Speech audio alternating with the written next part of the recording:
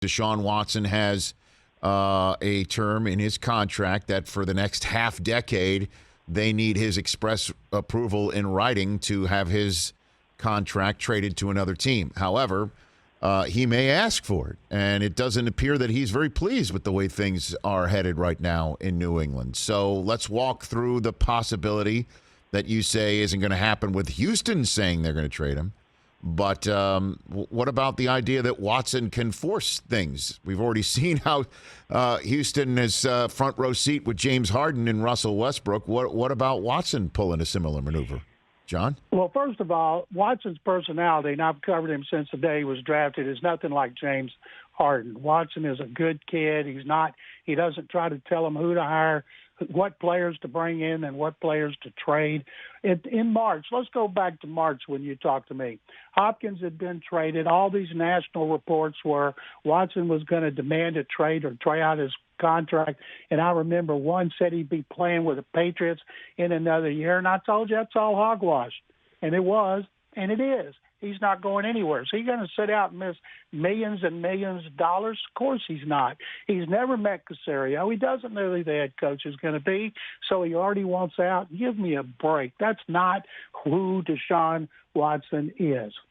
Let's then just dive into this a little bit more, though, John. And I know you've got that insight, and you know who Watson is, and he definitely doesn't strike me as anybody who gets disillusioned. And it's an excellent point to say, if he wasn't disillusioned by the departure of DeAndre Hopkins, and if things weren't seemingly on the verge of total collapse with Bill O'Brien, why would he sign a contract long-term to stay there? Like, that would have been the moment to force his way out, and he didn't. So why would he do it now? But why is he so disillusioned to tweet something? I mean, that's out of character, you would say, for him, wouldn't you, John? Because the team was 4-12 and they were pathetic, and he had a great season.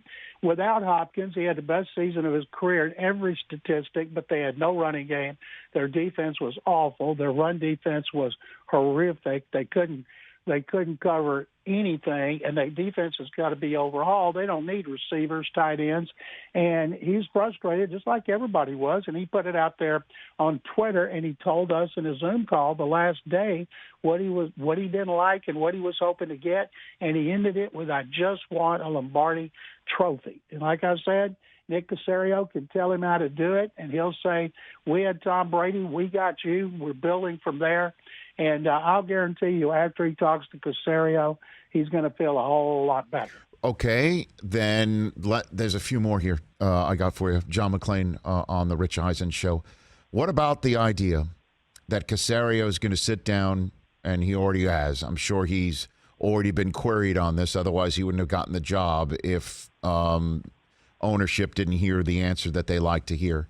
You see, the cupboard is bare on the draft pick front because of Bill O'Brien's maneuverings.